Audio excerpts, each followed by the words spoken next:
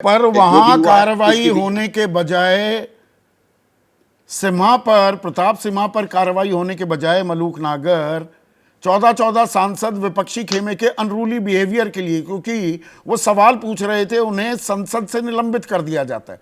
सवालों के जवाब नहीं दिए जाने हैं क्या, या उनसे कन्नी काटी जा रही है?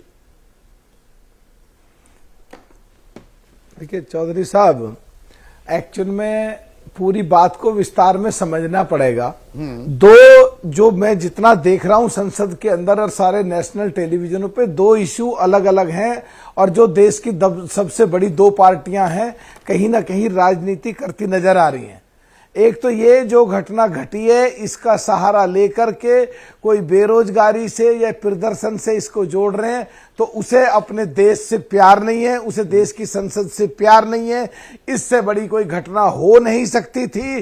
डायरेक्ट थ्रेटनिंग थी पीएम को, एचएम को और स्पीकर साहब को और सारे और जितने भी मिनिस्टर्स को और हम सारे एमपीओ को। तो इसमें इसको हल्का नहीं लेना चाहिए। जो बाहर बैठी हुई विदेशी ताकतें हैं उनकी हिम्मत बढ़ेगी 100% और उग्रवादियों की हिम्मत बढ़ेगी। और जो अभी विक्रम सिंह जी ने कहा कि वो घर देख लिया डायन ने, तो बिल्कुल दोबारा से ऐसी घटना सोची जा सकती है। इसलिए यूएस की तर्ज पे, यूके की तर्ज पे, यूरोप की तर्ज पे और रूस की तर्ज पे, इजराइल की तर्ज पे सारे टेक्निकों को देख के डिटेल में होमवर्क करके और ज्यादा तो ये चर्चा तो संसद में होनी चाहिए ना, सवालों के तरीके से, सलीके से जवाब चरणबद्ध तरीके से दिए जाएं।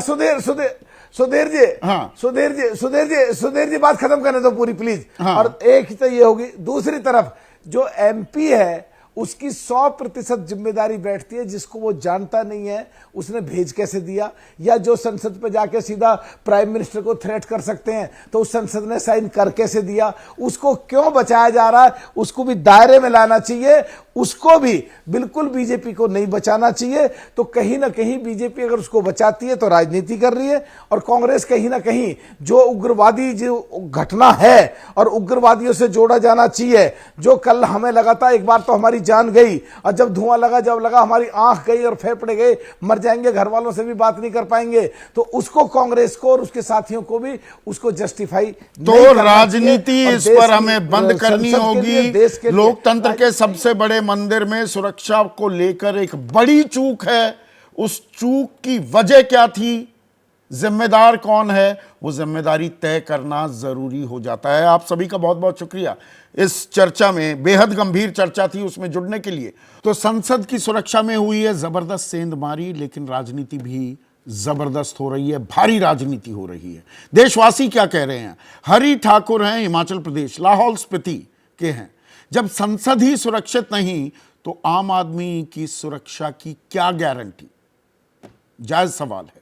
और नीलाभ श्रीवास्तव हैं, मध्य प्रदेश वासी हैं, कहते हैं संसद की सुरक्षा जांच जो है वो राजनीतिक नहीं, पारदर्शिता के साथ होनी चाहिए और जवाबदेही तय करनी चाहिए।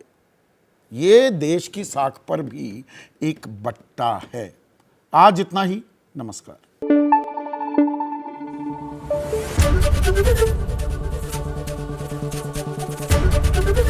एबीपी न्यूज आपको रखे आगे।